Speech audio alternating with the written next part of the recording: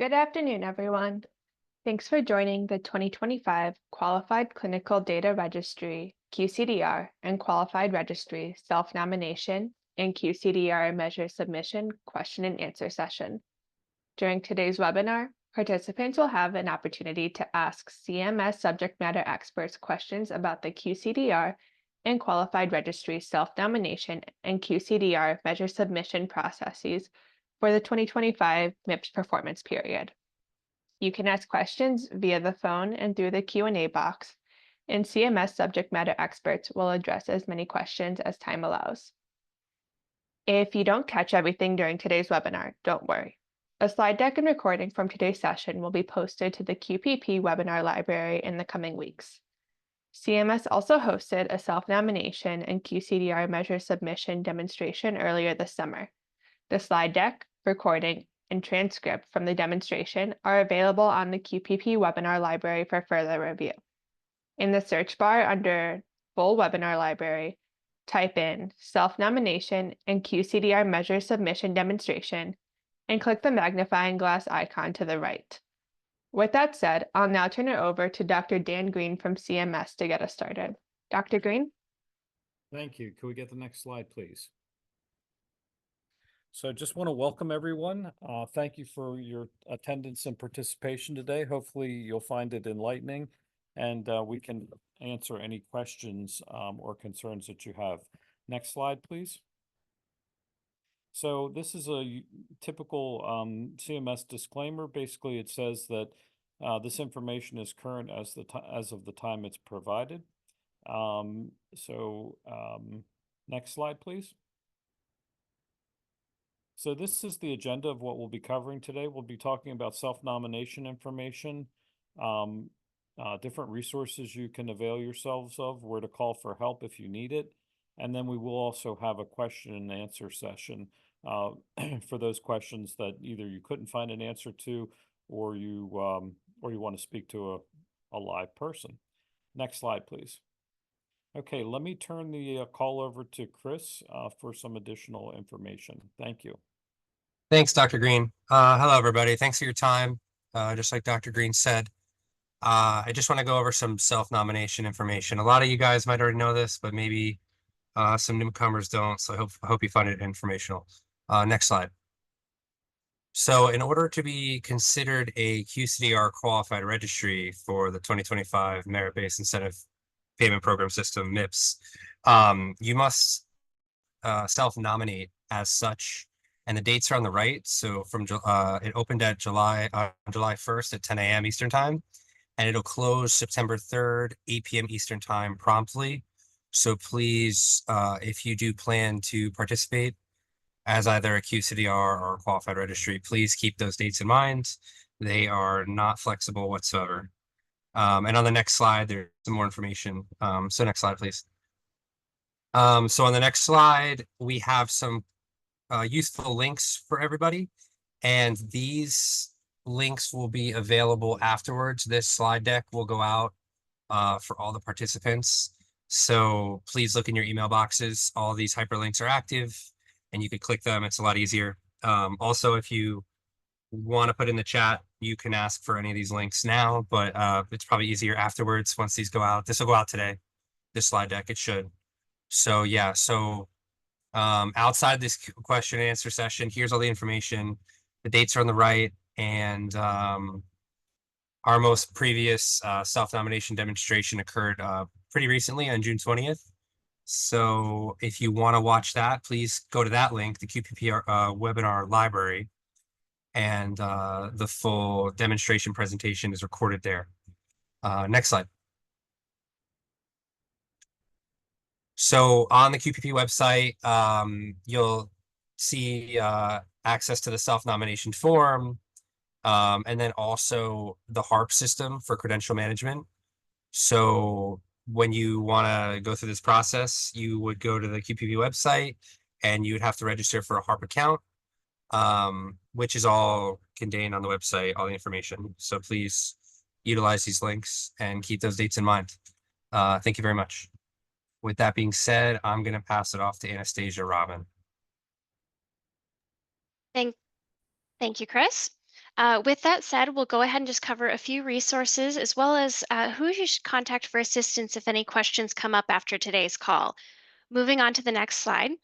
We do have a wide variety of resources available on the QPP website.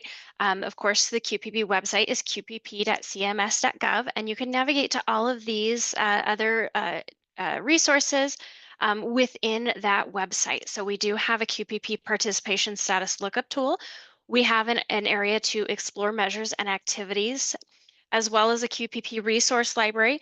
And on that resource library, there is a lot of helpful information, including a self-nomination toolkit for the QCDRs and the qualified registries that does contain a user guide, as well as fact sheets that contain requirement information, and then a QCDR measure handbook.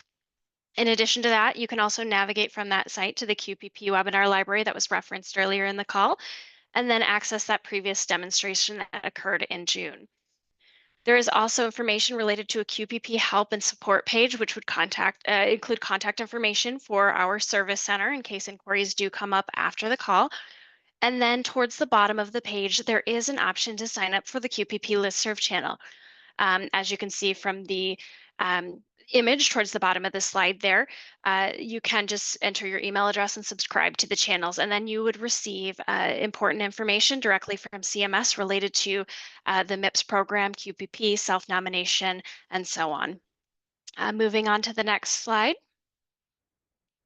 So just providing a little bit of additional information, if for some reason you do have questions that come up after the call today, you can certainly contact our QPP Service Center by emailing the email address listed on the slide, creating a Service Center ticket, which is available on the website, or calling them Monday through Friday, 8 a.m. to 8 p.m. Eastern.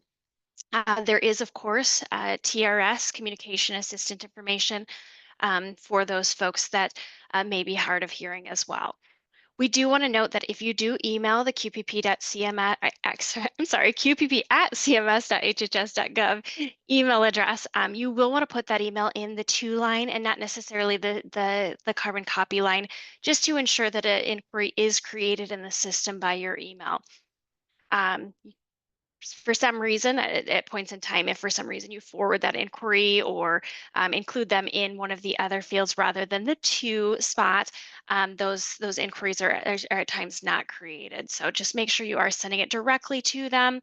That way a creation of a case is triggered. Moving on to the next slide, please. And with that, we will go ahead and open up our webinar today for any questions you may have. Thanks, Anastasia. So we're now going to move into the Q&A portion of the webinar. For this Q&A, you can ask questions through the Q&A box or through the webinar audio. To ask a question through the webinar audio, please raise your hand and we'll unmute your line so that you can speak. To start our Q&A session, we do have a couple of questions in the box.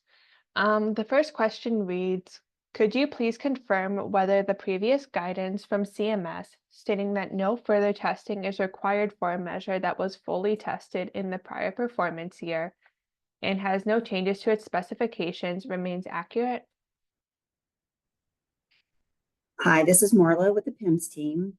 So that is correct in that QCDR measures that were approved for the 2024 MIPS performance period, if they were deemed to be fully developed and tested, and there were no outstanding requirements communicated to you through either measure decision language or recommendation language, then they don't need to be retested for the 2025 self-nomination. Now, if the measure does undergo significant changes for 2025, then that would, of course, require additional testing. You'll notice that if a QCDR measure was in its first year and you only had to have the base validity, then of course there would be the additional testing needed for the second year in the program. You'll notice this year the self-nomination form did break out the testing information into slightly different fields for entry. And we do request that you break down your testing information into those new fields. You copy paste into those new fields, which will allow information to be carried forward. And Hallie, that actually, I think, answers the second question as well about re-inputting the full testing data. We do request that you do enter that data into the new fields. Thanks, Marla. Just to confirm that other question that Marla answered, read, do we need to re-input full testing data from last year for previously approved measures, or can we put NA or fully tested and approved for 2024? Our next question in the queue reads, QCDR measures that were fully developed in previous years. What do we put in for self-nomination form for the testing? Do we put the data we used from last year?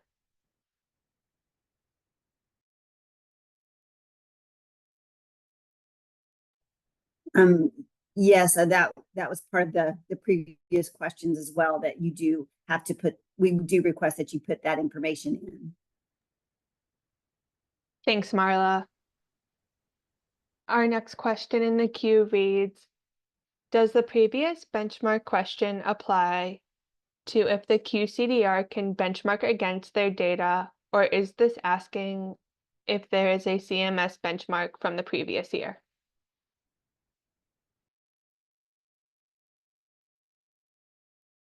Hi, this is Colleen from the PIMS team. So the question about benchmarking would be if there were any significant changes to the QCDR that you believe would make new data coming in after those updates are made, if that new data is no longer comparable to the previous CMS produced benchmark. So that information would need to be captured and communicated to us as we look to see if new benchmarks would need to be made. Thank you. We are going to turn our attention over to the phone lines now. Lori, we have unmuted your line if you would like to unmute yourself.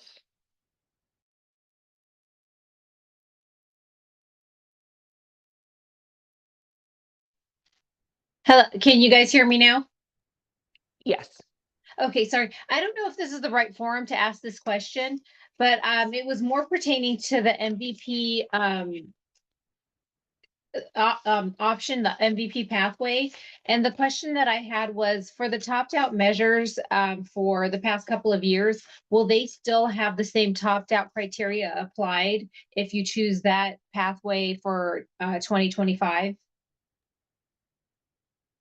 Hi, this is Colleen from PIMS team. Yes, those measures, whether they are in an MVP or not, the measure itself follows the same benchmark and all of those criteria that are applied to them. So if a measure is topped out or has a 7-point cap in traditional MIPS, it will also have that for MVP, as there are not separate benchmarks at this time. All right, thank you. We are going to move back to the question and answer box now. Our next question reads, as a qualified registry, must we have to support MVPs to be eligible? If not, what is the process of getting our qualified registry certified to support MVPs at a later time? Hi, this is Hector. So in terms of the MVPs, QCDR and Qualified Registries must support MVPs that are applicable to the MVP participants on whose behalf they will submit MIPS data on. There are certain exceptions. If an MVP is intended for reporting by multiple specialties, a Qualified Registry or QCDR are required to report those measures pertinent to the specialty of its MVP. Or if an MVP includes a QCDR measure, it's not required to be reported by a QCDR other than the measure owner. In terms of supporting an MVP later on, that will be in terms of during the self-nomination. Once that's approved, you can also add MVPs during the qualified posting review process. We're anticipating sending the draft qualified posting for reviews in mid-November, pending the posting of the final 2025 rule in early November. Thanks, Hector. Our next question in the box reads, in the MVP section, it says, please select all instead of selecting each MVP from the dropdown if you will support all the MVPs. However, after selecting all, it appears that we still need to select each of the CQM and ECQM measures supported, and there is no all option for that. Is that correct?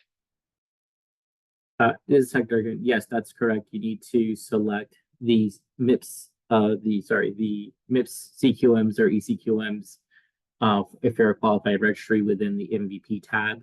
As I just mentioned, there are some exceptions that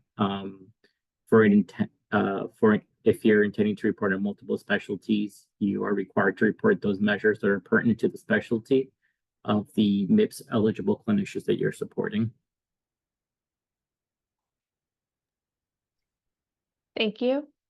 Our next question in the Q&A box reads, if we support the value in primary care MVP, for instance, do we need to support all the QMs and IA associated with the MVP, or can we support just a few of those?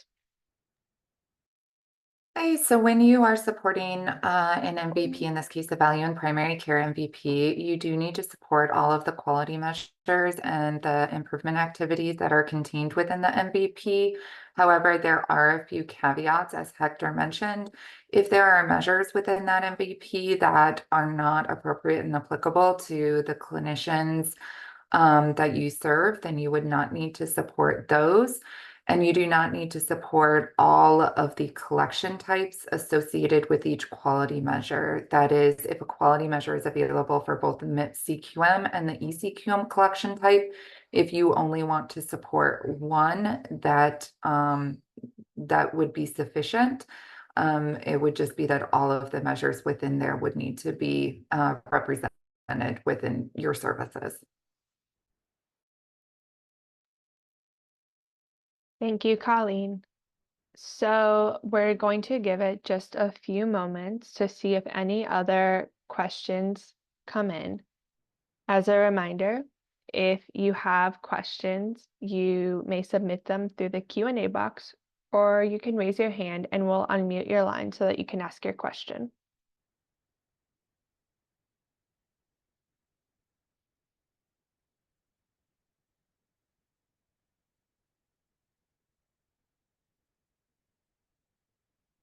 We do have another question in the Q&A box, and the question reads, are CQMs reported as QCDRs the same as ECQMs, or is there a different reporting algorithm?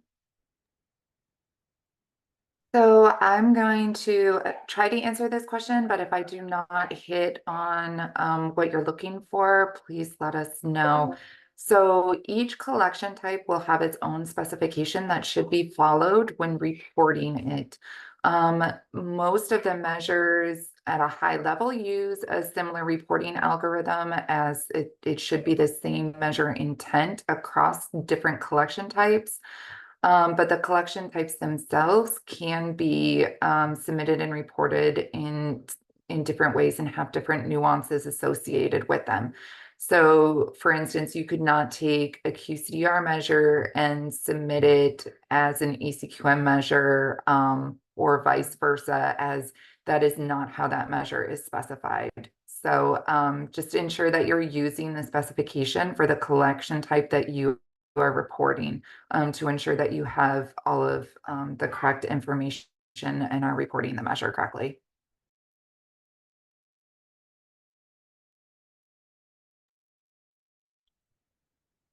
Thank you, Colleen. All right, so seeing no more questions in the Q&A, we will give it just a couple more moments to see if any more come through. As a reminder, you can also raise your hand to ask a question via the webinar audio, and we will unmute your line so that you can ask your question over the phone. We do have a couple more questions that have come through the box. The first question is, for performance year 2025, when is the last day a QCDR or qualified registry can update the quality measure they support?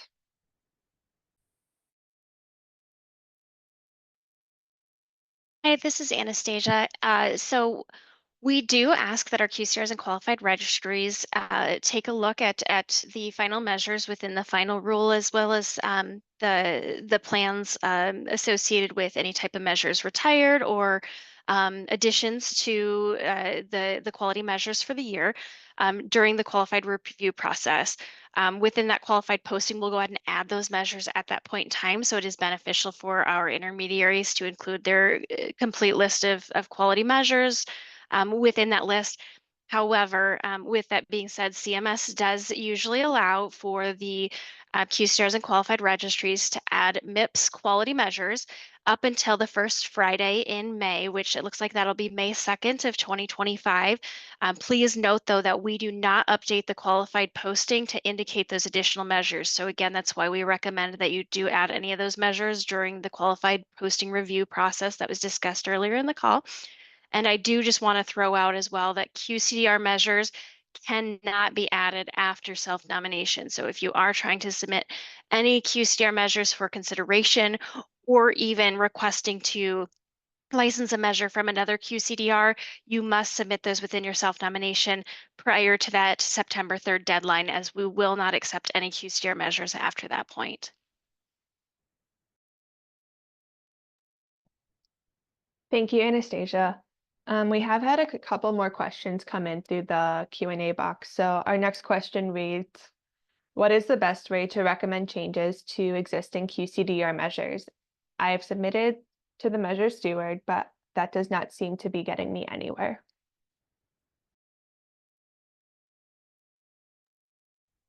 Hi, thanks for the question. You can also, if the measure is in an MVP, you can also submit a comment to the proposed rule. Additionally, you can send an email to the QCDR measure support mailbox for our consideration as well. So those would be the two best options. And if you think that the measure is medically inaccurate or inappropriate or what have you, please do let us know at CMS / through the QCDR email address that Colleen just reviewed. We'll be happy to look it over, and if we agree, we'll certainly reach out to the QCDR and try to get an answer or change if needed.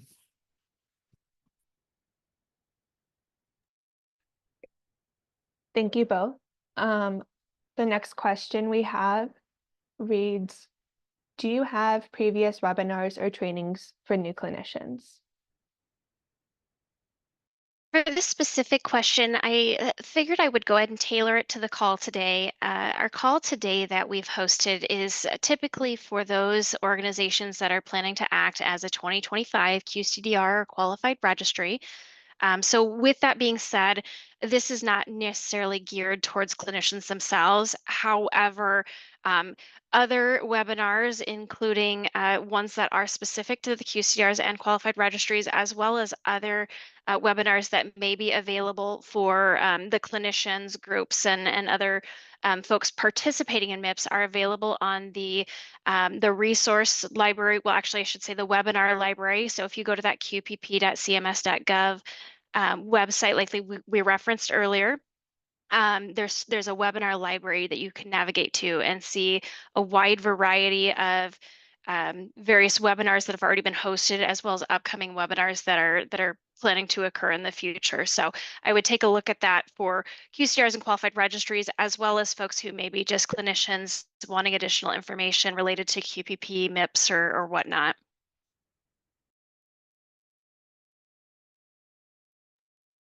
Thank you, Anastasia.